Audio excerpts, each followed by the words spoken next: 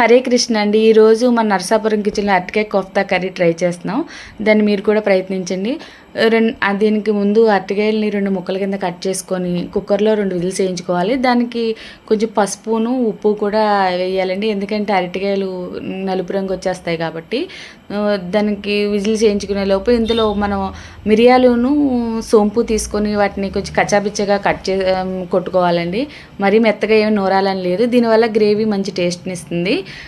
వాటిని కుక్కర్లోంచి తీసిన తర్వాత వాటి తోలు తీసేసి ఒక గిన్నెలో వేసుకొని వాటిని ఫోర్క్ సాయంతో స్మాష్ చేసుకోవాలండి. మెత్తగా స్మాష్ చేసిన తర్వాత ఉల్లిపాయ ముక్కలు, పచ్చిమిరపకాయ ముక్కలు, దానిలోనే కొంచెం ఉప్పు కారం వేసి దానిలో ఉప్పు కారం వేసి 2 స్పూన్లు శనగపిండి కూడా వేసి బాగా మెత్తగా కలుపుకోవాలండి. వీటిని శనగపిండి కొంచెం ఎక్కువ వేసుకోకూడదండి, ఎందుకంటే ఇది కోఫ్తాలు గట్టిగా వచ్చేస్తాయి. మనకు సరిపడా 2 స్పూన్లే వేసుకొని చక్కగా వాటిని కబాబుల్లాగా చుట్టుకొని పక్కకు పెట్టుకోవాలి. కొంచెం ఒక స్పూన్ నెయ్యి కూడా వేసుకుంటే ఈ మిశ్రమంలో చాలా టేస్టీగా ఉంటుందండి. ఒకసారి ట్రై చేయండి. ఇలాగా కర్రీ చాలా బాగుంటుందండి.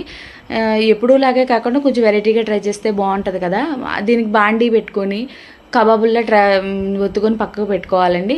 నేను కబాబుల్లా చేశాను. మీరు ఇలాగే కాదు, కొంచెం రౌండ్గా కూడా చేసుకోవచ్చు. మీకు ఎలా ఇష్టమైతే అలా చేసుకోండి. నేనైతే ఇట్లా ట్రై చేశాను. వీటిని ఇలా ఎర్రగా వేపిన తర్వాత పక్కకు తీసుకున్నప్పుడు వీటిని సాస్ వేసుకొని కూడా స్నాక్స్లా కూడా ట్రై చేయొచ్చు. అలా కూడా పిల్లలు ఇష్టంగా తింటారు, అలా కూడా తినొచ్చు.